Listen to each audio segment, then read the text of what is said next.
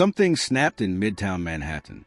A man walks into 345 Park Avenue carrying an M4 rifle, and one of New York's biggest corporate hubs becomes a crime scene. What drove Shane Tamura to carry out an assault at Blackstone's tower? What exactly happened? Who died? Who survived? And why does the motive remain a mystery? 6:30 in the evening, a crowd of office workers begins to exit the towering 345 Park Avenue.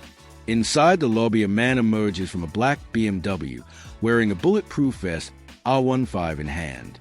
Surveillance shows him turning right and firing immediately at a police officer. That officer, off-duty NYPD DT Didarul Islam, 36, was performing security duty. He was killed instantly. After Islam fell, the shooter continued firing at nearby civilians, targeting anyone in his path. One woman hiding behind a pillar was struck. Then a security guard at the elevator bank was shot. People fled in terror. Some barricaded themselves in conference rooms.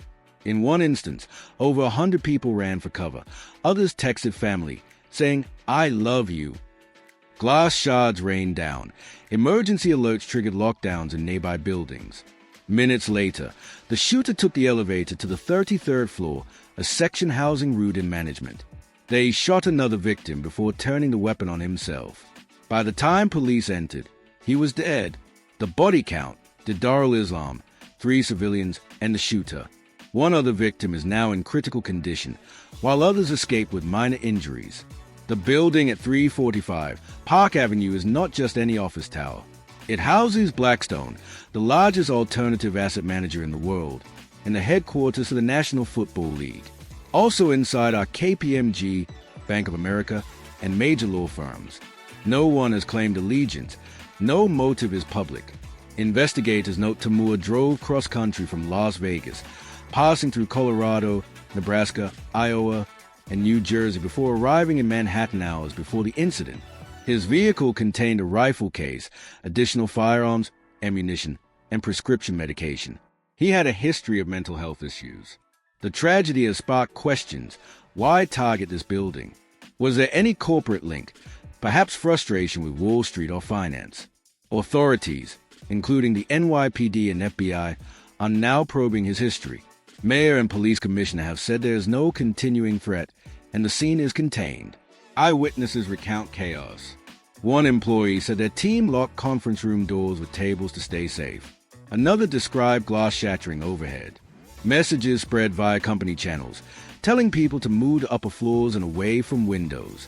Blackstone and KPMG released statements offering condolences and praising law enforcement. The NYPD union called the attack pure evil striking at the heart of the city.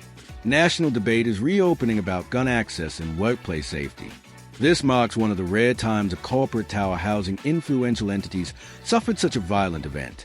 As investigators dig deeper, families of victims wait for answers. Didarul Islam leaves behind a pregnant wife and 2 young sons. What really happened? At 6:28 p.m., Shane Tamura, allegedly armed with an R-Star rifle, opens fire in a corporate lobby. He kills 4, injures several, then kills himself on the 33rd floor. His path suggests planning, arriving by car from Las Vegas, stopping across multiple states. Police found no explosives, but weapons, ammunition, and medication in his car. His motive remains unknown. Today, city officials warn of increased emergency drills in office high-rises. Security protocols under review.